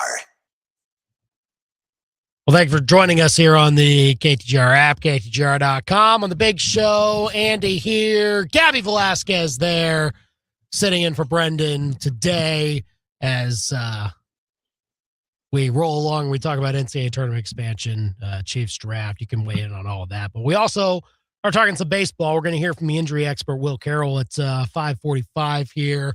We're going to hear now, though, from Brendan because he is in Pittsburgh, a.k.a. Gabby's second favorite city in Pennsylvania. Maybe not this week, though. Not this week. Well, no. Either way. But Brendan is in Pittsburgh for Cards Pirates. Brendan, what's up? Hey, you got me, guys? Gotcha. This is a lot of fun out here. I've never been to this park, but I'll say that everything that people tell you about the wonderful views that you can see from up high here, it's all true. I can confirm that now today. Gabby, have you seen how it before? high up? I have not been to that ballpark, but my old college roommate basically used to live there. So I have extreme view envy right now. Is it like I saw your differences between photos of like the clouds and then the sunshine when you were tweeting those? That was like a 10-minute difference, and the sun is out now. It's actually really turned out to be a nice night, which is great because I think it's supposed to rain the rest of the week. But all those storms that we had in Missouri yesterday, I guess they're coming this way. But no, it's a beautiful night for baseball here tonight, and the Cardinals will hope to maybe start a new winning streak after last night in improbable fashion, snapping the previous losing skid with that ninth inning comeback. Are they just going to have like one of those a week? That seems what's happening here, Brendan. Like they have a win that just no one expects them to get by the time the eighth or ninth inning happens, because they're down 2 or 3, and it's like, or there being no hit. Yeah, or being no hit. Yeah, they had one hit up until however long last night. Like it's just it. But Brendan, like they all of a sudden just turned it on at the end, and they were able to pull it out. How are they doing that? I guess so often as they are. Yeah, I mean, look, this is the style that they've insisted to us and talked about publicly going back to the spring, that they were going to play and be relentless and never give in, never concede. Like, it all sounds really cliche and like really good, plucky stuff, but when they keep doing it, you kind of have to start believing them, right? Like Jose Fermin, I got to talk to him in the clubhouse this afternoon about it. He had the winning hit yesterday. He said, yeah, we knew we were getting perfect games, but like they didn't believe that was going to be the end result of the game. And sometimes they're going to be right. Sometimes they're going to make that comeback happen. They're not going to do it every time, but if they continue to take that approach and have the mentality that they can, I don't know, more times than not, maybe they're going to surprise some people. And that's really what we've been saying the entire way through. Can they surprise people this year? And, they did it last night. So that was important to avoid a 5-game losing streak for sure. Yeah, and that's Brendan joining us from Pittsburgh. He's there for Cardinals Pirates this week, covering it for MLB.com. And we'll see if the Cardinals can pull out another win with Kyle Leahy on the mound. And it's like, look, this, we're kind of still in the process of finding out, okay, how actually is this going for one Kyle Leahy? And look, recently it had okay starts, like that's maybe the high water mark of what you could maybe describe them. 5-4 last time, not necessarily what you want every time from one Kyle Leahy, but trying to stretch out, I would hope, at least with this experiment, Brendan, into a sixth inning. Do you maybe hope that that's the case for him tonight? Yeah, this kind of does feel like a start that could be important for him. The Cardinals are committed, I believe, to keeping him in the rotation. Like, I don't think they view it as this short-term sort of experiment. I thought it was interesting recently how Oliver Marmol talked about, even going back to last year, the relief assignments were kind of catered around the notion of getting him pitch counts and getting him innings on the arm so that he could become a starter this year. Like, they've wanted to do this. That being said, you do have Hunter Dobbins starting on Thursday. Like, if Kyle Leahy doesn't pitch well, Hunter Dobbins is great. Are they really going to just send him back to Memphis? I think yes, but it's just one of those things where, like, now feels like the right time of the season. We're just over a month in for maybe the training wheels to come off a little bit and Kyle Leahy be able to show his stuff. Ollie Marmol has said, hey, we're not going to expect him to be that guy that gets you super deep right away because it's a process. And we understand that he's coming from having been a relief pitcher. But I also think this kind of feels like, a sleepy ballpark. There's not going to be a ton of fans in attendance tonight. You're coming off of that big win from last night. Can Kyle Leahy give you 6 tonight and kind of take that next step? Is something I know the Cardinals would like to see. Yeah, we'll see if they can get that done and build off of last night's win. As Brendan joins us from Pittsburgh for Cardinals Pirates tonight, you can turn on your radio to KTGR to hear it coming up in just a few minutes. And Brendan in Pittsburgh, where the draft just happened. Did you pick up any leftover draft gear from the NFL draft? Right across from my hotel, there was a sports bar that said, like, this is the place to come and watch the draft. And I'm like, that would have been cool, but it's over. Yeah. So I instead, feel like every sports bar in Pittsburgh said that. Pretty much yeah, that might have been a tagline for everybody, but it was a nice little sports bar. I had myself a lunch at the bar seating, but there wasn't as much of an atmosphere there as I think there would have been a few days ago. Really? On a Tuesday afternoon? Yeah. Wow. Me and one other guy having lunch. That's really all it was. Yeah. Wow. Well, hopefully it was nice. Hopefully both of you had a pleasant time with that lunch, and hope you have a pleasant time at the game tonight. Hope to hear from you very soon afterwards. Thanks for calling in today. Yeah, guys, thanks for having me. I love being on this show. It's a pleasure of mine every time. I'm glad. I'm sure I'm glad of that. You stole my line. I was about to say that for my exit out. I don't know what to I just say. wanted to see what he would say. I just wanted to see how he would react to that, you know? See you guys. Oh man, see you, Brendan. Thanks for being on the show that you do in fact co-host. Good to This picture was just up on the live stream. It's just yeah, didn't you see it? Like up there? Yeah. So that was good to hear from Brendan there. Yeah, I mean, it would have. I was hoping to see at least a few of those signs up in Pittsburgh of like a little bit of the residual of how things might have been, because it's like PNC is right around where where the Acrisure Stadium. Wow. Did I say it right? This is how you date people now. Like you just like find what they call any given stadium at any point in time. Well, I was about to say Heinz. What years were you? Yeah. Not- I'm guilty of that sometimes too. Yeah. I don't know, maybe they're all focused on their stupid hockey team that's bad and sucks. Oh boy. Nothing at all bitter coming out from Velasquez on that. People who listen to the Sports Wire really better hope that this doesn't go to a Game 7 and that I am not hosting the Sports Wire on the morning of a Philadelphia Flyers Game 7 that shouldn't have existed at all. Oh, wow. Stay tuned to find out. I have to get Philadelphia at some point. Yeah. Stay tuned to find out Saturday if Gabby will be on edge for the Sports Wire at 9 a.m. I'll do it. 875 KTGR if you want to call or text us. The injury expert Will Carroll joins us next to talk baseball injuries. Now, your local Sports Center update on your total sports station, KTGR. Good afternoon. I'm Andy Humphrey. This Sports Center update is with Lee's Tire Company. If it's round and rubber, Lee's sells it. Go to leestirecompany.com.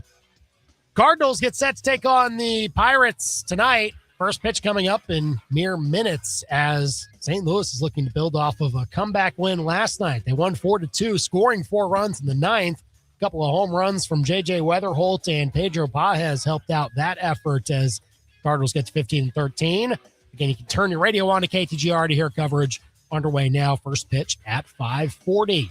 Royals tonight, after an off day yesterday, will look to build off of their weekend sweep of the LA Angels. They are in Sacramento, getting set to take on the A's with the first pitch of 8:40 Central. Chris Bubich is getting the start for Kansas City. No Mizzou baseball game this evening. Tigers were rained out at SEMO, so they will move on to their next crop of games, which will be an SEC series at Georgia. That begins on Friday evening. Mizzou softball underway now in a midweek game against UMKC at home. Tigers and Roos are currently scoreless in the top of the third inning. Mizzou entering its final week of the regular season with an overall record at 500. Now your ABC 17 Storm Track forecast.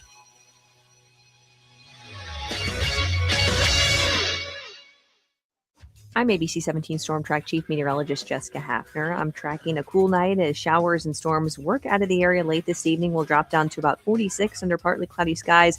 We can expect more sunshine. It's a beautiful Wednesday. We'll see highs back into the upper 60s. Thursday, couple clouds, a chance for a spot shower or storm with temperatures in the 40s in the morning with highs around 66 by late afternoon. I'm ABC 17 Storm Track Chief Meteorologist Jessica Hafner, and that's your ABC 17 Storm Track forecast on your total sports station, KTGR.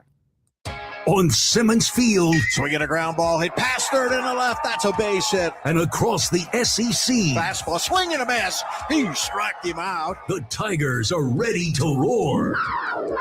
There it goes. Long drive, deep right field. That is gone. This is your radio home for Mizzou baseball. The Tigers win this one in a walk-off here in the bottom of the ninth inning. Mid-Missouri's total sports station, KTGR. Hey, construction dude, congrats on the killer contract in Cape. Sweet. So, how are you going to get that Mongo crane down to the job site? Here's a haul of an idea. Just Google I-70 Towing. They're Mid-Missouri's go-to crew for heavy equipment hauling, too. Semis, dozers, RVs, goosenecks, farm and construction stuff, school buses, boats, bring it. If you use it, they can move it. Call the team they think you'll really love to meet. I70towing.com. Goosenecks. Give me some long necks. From elegant weddings to corporate lunches with flavor and flair, Courtyard by Marriott Columbia brings the party and the pros. It's the home of Main Event Catering. And with every event, you'll get an award-winning chef, full banquet staff, and drop-and-go options for any size crowd. And the event center holds up to 300 guests with 8 flexible rooms. If you need help, there's a Marriott certified wedding coordinator on staff too. Book now by calling 573-443-8000. Play It Again Sports, Little League Soccer, low lights. Emma into the box, she shoots and scores for the other team. Shot on net, and the goalie is nowhere to be found. Oh, there he is. He's back from the porta potty with Dad. Owen into the open, dribbles, stops, and waves at his mom. Hi, honey. Kids' sports aren't always pretty, but with the right gear, they can at least look like pros. Play It Again Sports in Columbia. Think of them first so you don't finish last. PlayItAgainSportsColumbiaMo.com. My name is Cornell Dillard. For many years, I was stubborn from getting a hearing aid because of the stereotype. I went to hearing aid consultant because they're not trying to move a product. They want to work with you to make sure that you can benefit from their services. And I must say I was not disappointed. And I regretted all the years I let my pride interfere with my ability to hear what I'm hearing today. Hearing Aid Consultants and Allmaker Repair Lab. We are here for you today so you can hear tomorrow. Online at hearingaidconsultants.com. When people visit your place of business, everyone has a great time. You're giving families and friends a way to break up the boredom and have some fun together. Now you just need more people to enjoy what you have to offer. That's where ShopMidmo.com comes in. When you're part of ShopMidmo.com, thousands of potential customers will see your offers, helping you build your exposure. ShopMidmo.com is a great tool to give your business and fun experiences a jumpstart. Contact us today to find out more at ShopMidmo.com. ShopMidmo.com. Who doesn't love spring? The sunshine, birds are chirping, and you're busier than a packed mule hauling boxes out of the garage. This is Silas Kuntz from Kuntz Glass. Push pause on the spring cleaning and get a hold of us about installing a screened-in porch. It'll keep bugs out while letting the fresh air of spring in. And it's an excuse to stop treating spring cleaning like it's moving day. Visit us at KuntzGlass.com. Kuntz Glass, you can see through it, we do it.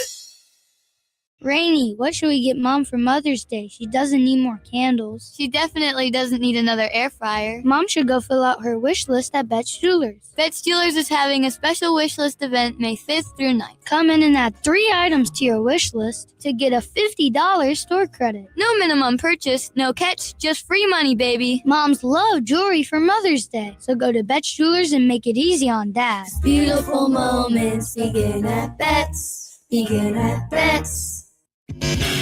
Back to more of the biggest sports stories in mid-Missouri. You've got The Big Show on the KTGR app.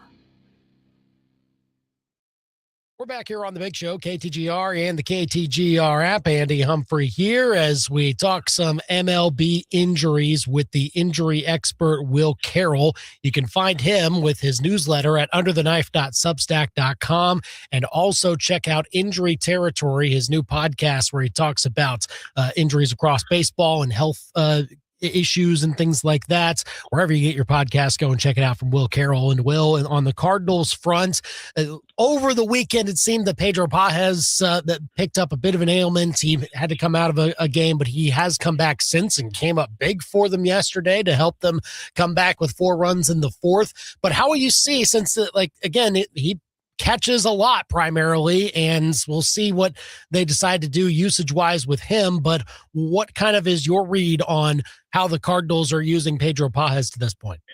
Well, I think it's a work in progress right now because they do have 3 real catchers, so they can afford to kind of rotate things. It's not like they have to go, oh, well, the backup's going to come in here. How much can they use Herrera back there? But, they can sort of rotate those through. They've been trying to find ways to get, at least 2 of them into the game, into the lineup at the same time. And that's a good problem to have.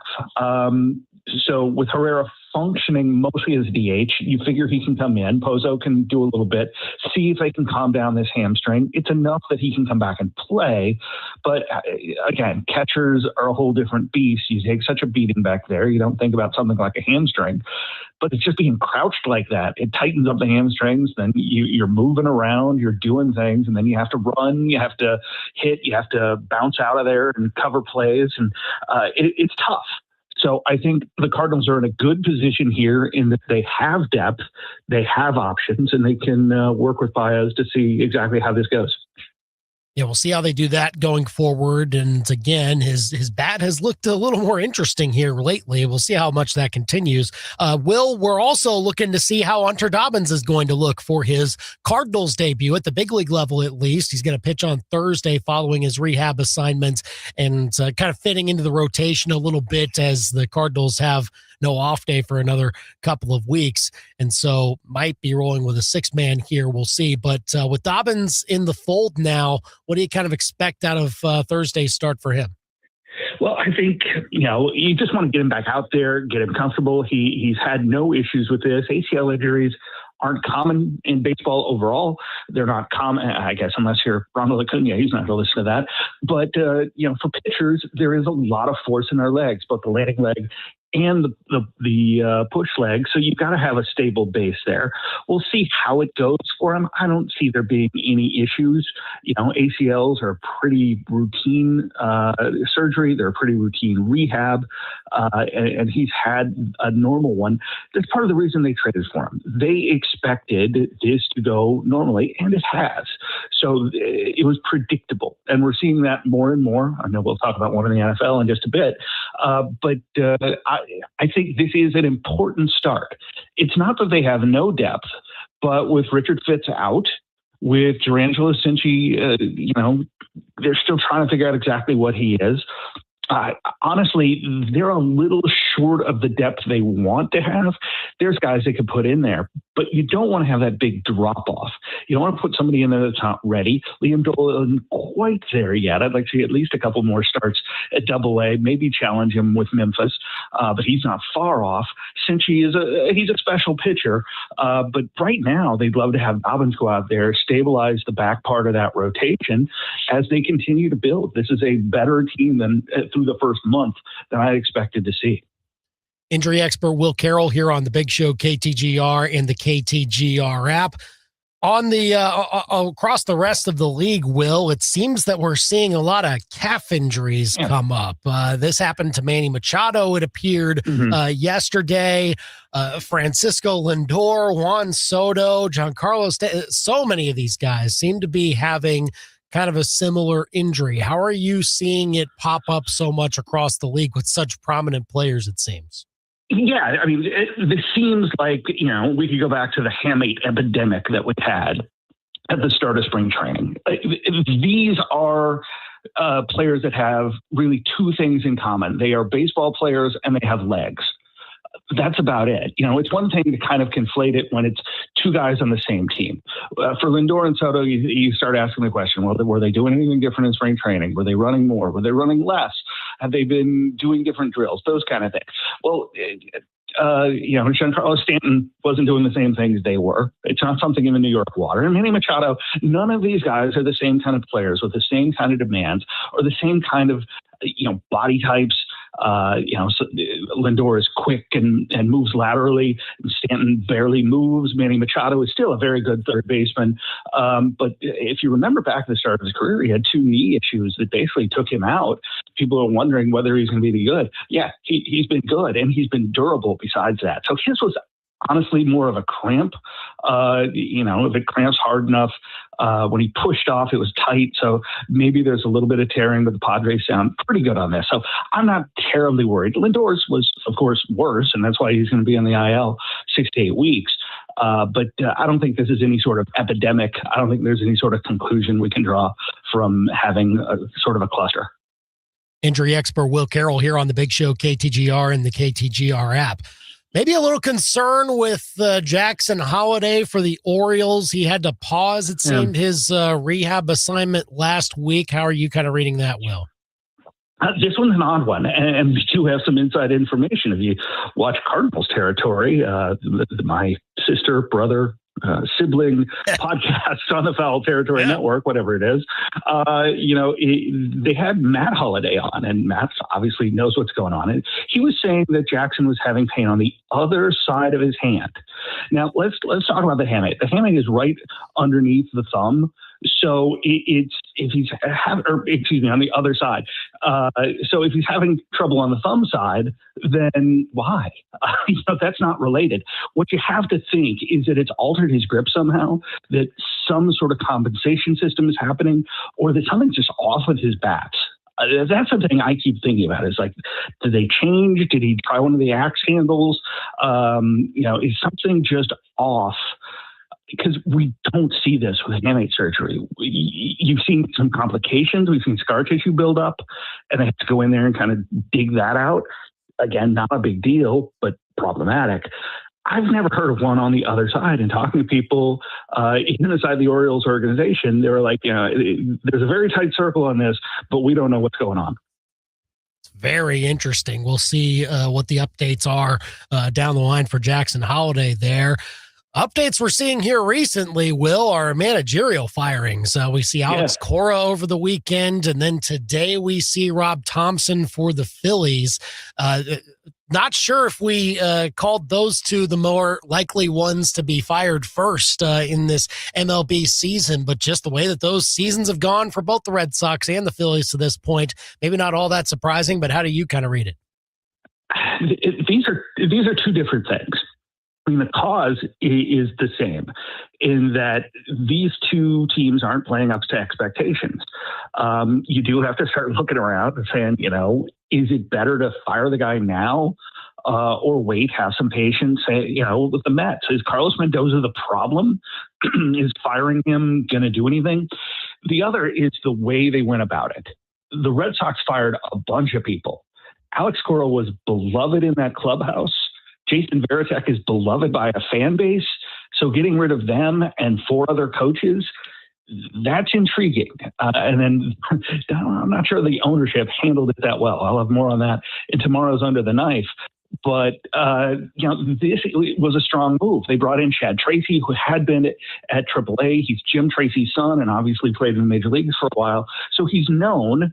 But I think this comes down to not just the losing, but how they're losing. Chaim Bloom and Mike Toglioli put together a heck of a prospect system, and you're seeing part of it. Dobbins and Fitz are part of it. Roman Anthony is really the only one that succeeded with Meyer, Christian Campbell. There's a number of young players, and Alex Cora just wasn't doing much with them. You put him in a platoon. You put so you can leave Trevor Story at shortstop. Was he really the long-term solution there? I think this came down to organizational philosophy. On Thompson, this one intrigues me more just because Don Mattingly was with the Blue Jays last year, left them after a great year. You never really know what the heck bench coach does. But the fact that he came over to the Phillies and is suddenly manager makes me wonder whether they've been thinking about this, whether they felt that Thompson wasn't the guy to take them over in the same way that he got the job. So I've always hated when they hire the interim manager. Obviously, Thompson worked out. He won largely. Now he didn't, so he's gone.